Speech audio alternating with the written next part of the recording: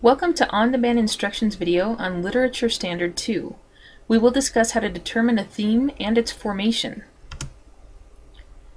We will be covering the core standards in literature, determine a theme or central idea of a text, and analyze in detail its development over the course of the text, including how it emerges and is shaped and is refined by specific details, provide an objective summary of the text. This session's goals are to determine a theme of a text, analyze its development, provide a summary of the text. Let's start with what you might already know about this subject by answering these questions. What is a theme? How does it develop? When you were young, you may have read a story that ended with, "And the moral of this story is." That moral was the message that you took from the overall story. As an example, the message of the story of the Three Little Pigs was to plan a project well. We learned that building a brick house works, but a straw house didn't quite provide what they needed. You could say that the theme for the Three Little Pigs is that with good planning, you can be a success. The theme could also be about making smart choices. The theme is not something that is told explicitly. You have to read between the lines. A fictional story can have several themes because different people find different things in books. You may find something that someone else doesn't see. When you finish reading something and would like to find the theme, find a single word to sum up the story. For example, the single word for Humpty Dumpty could be caution. Caution could be said to be the subject of the story. Now take that single word and stretch it into a message. Use caution or the result may be irreversible. That would be the theme of Humpty Dumpty. Sometimes a theme can be found by reading through the story and looking for topics that show up again and again. If you thought, as you were reading, that the author already covered that subject, you've probably found the theme. If you have trouble picking out a theme, take a look at the relations between the parts of the story and the relations to the parts as a whole. As you learned, the story's theme is the message that the author wanted to convey. The author wanted to tell you something about life. Maybe it was about human nature, or love, or good and evil. It's not uncommon to find more than one theme in a story, though they are usually related. The following questions can help you find more about the theme. What happened to the main character? What changes did they go through in the story? Did they learn anything about life, or about themselves, or about other people? Were there any questions that were answered in the course of the story? Did the main character have any sudden realizations? Did the main character get any advice from a trusted minor character? As you read the story, take notes. Look for recurring elements like repetitive phrases, symbols, and metaphors. For example, if a raven appears repeatedly, take note or underline the passage. Also make a note of the context in which the raven appears. Look over your notes and underline passages. What do you find that stands out the most? Make a list of the elements that appear the most frequently. What are those elements? Look at how those elements work within the entire context of the story. For example, how does the raven relate to the main character or the plot? Look at the characters. What kind of characters are they? Good, evil, neutral? What kinds of things do they want? Money, love, power? Why do these characters want these things? For example, the boy who wants love may have lost a great love at some point in his life. The girl who wants power may be an egomaniac who wants to take over the world. Find out what the author's intent was for creating those characters. What does the author say about them in the context of the story? Take a look at the plot. What obstacles do the characters encounter? For example, if the main character is a boy who wants to buy a gift for his mother, how does he go about getting that gift?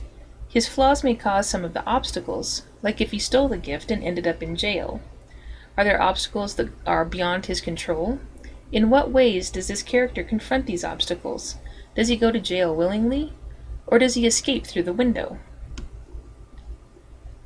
Find out how all of these pieces work together in the story. What is the intention of the author? In the example of the boy who wants to buy his mother a gift, the author might be commenting on how materialism controls some people, or he might be taking a stance of crime and poverty. A summary is an accurate description in your own words of the content of a story. It is a quick overview that could be used to quickly identify information with a minimum of browsing. An effective summary concisely describes the major points in the story or text. It is comprised of full sentences. An effective summary has the following parts. It is brief, no more than 250 words. It is complete. It includes the topic and the main idea. It is accurate. It states the facts, not opinion. It is objective. It reports what the writer intended without embellishment. An effective summary does not copy or imitate the story itself. It is not subjective or biased. It does not include reactions, interpretations, or opinions. An effective summary does not put words in the author's mouth. It is simply a statement of what happened in the story. The theme is important because authors generally want to share an experience with their readers about understanding of life and human experience. By sharing their impressions, an author may help someone to identify or open up to new ways of thinking or feeling. The theme is the message that can be taken away from the story.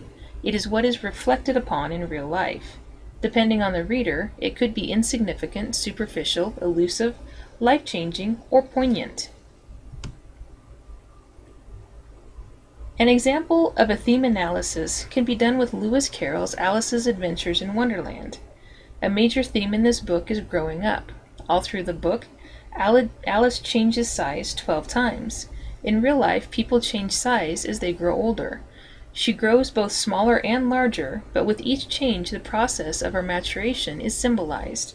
Each time she changes size, she has to deal with a problem, much like people, as they grow up, need to handle more and more problems. She first changes in size when she chases the White Rabbit down the hole into Wonderland.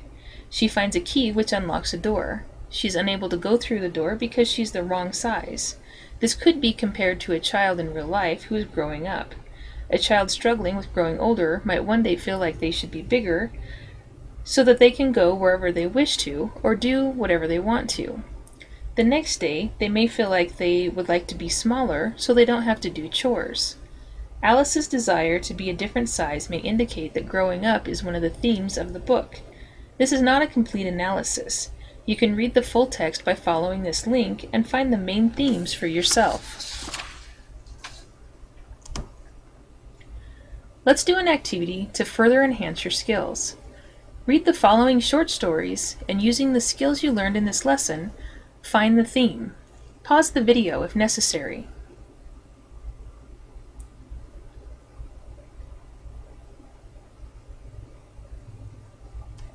Read the following story and find what the theme is. Pause the video if necessary.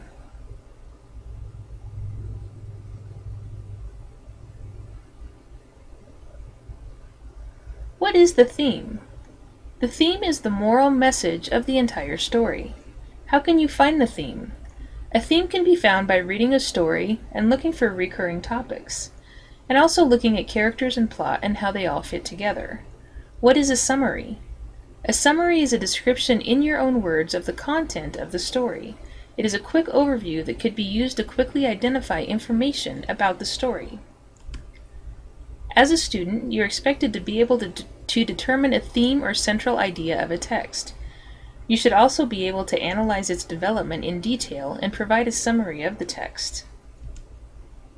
We've come to the end of our session. We have discussed finding a theme of a text, analyzing the text, objective summaries. To learn more, go to these websites for additional information. Return to www.ondemandinstruction.com for more instructional videos, podcasts, and materials. We update the site weekly.